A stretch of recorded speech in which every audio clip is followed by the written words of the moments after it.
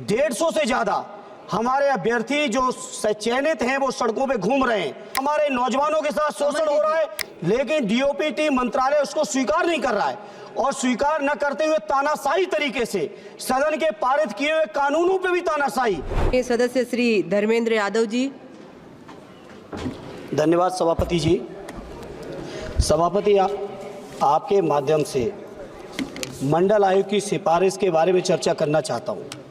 मंडल आयोग की सिफारिश जिस समय लागू हुई थी वो सामाजिक और शैक्षणिक पिछड़ेपन को आधार बनाकर न केवल मंडल आयोग सिफारिश लागू हुई बल्कि उन्होंने पिछड़ों के लिए बहुत सारी संस्तुतियाँ दी।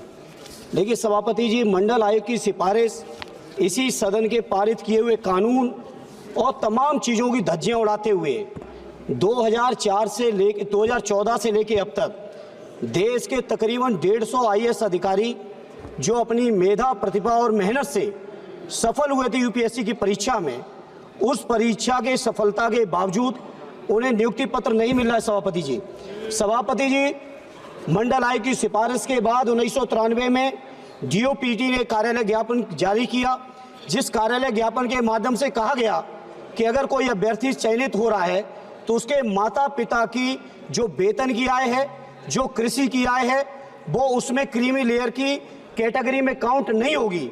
लेकिन सभापति जी, 1914 से लेके आज तक लगातार शैक्षणिक आय, लगातार ये वेतन की आय, कृषि की आय को जोड़ के 150 से ज़्यादा हमारे अभ्यर्थी जो चयनित हैं वो सड़कों पे घूम रहे हैं। सभापति ji, Madras high court, Delhi high court, Kerala high court के तमाम फैसलों के बाद भी डीओपीटी के सामाजिक न्याय अधिकारिता मंत्रालय, कानून मंत्री बैठे मेघवाल साहब, आपके मंत्रालय ने भी सिफारिश की है, लेकिन डीओपीटी मंत्रालय उसको स्वीकार नहीं कर रहा है और स्वीकार न करते हुए तानाशाही तरीके से सदन के पारित किए हुए कानूनों पे भी तानाशाही।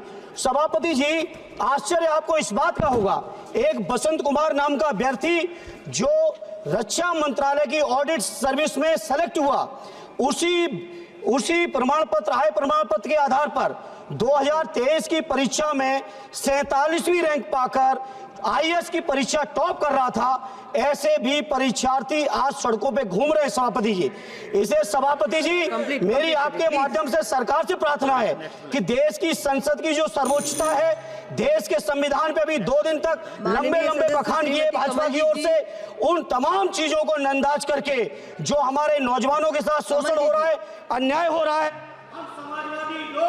माननीय सदस्य कमल जी।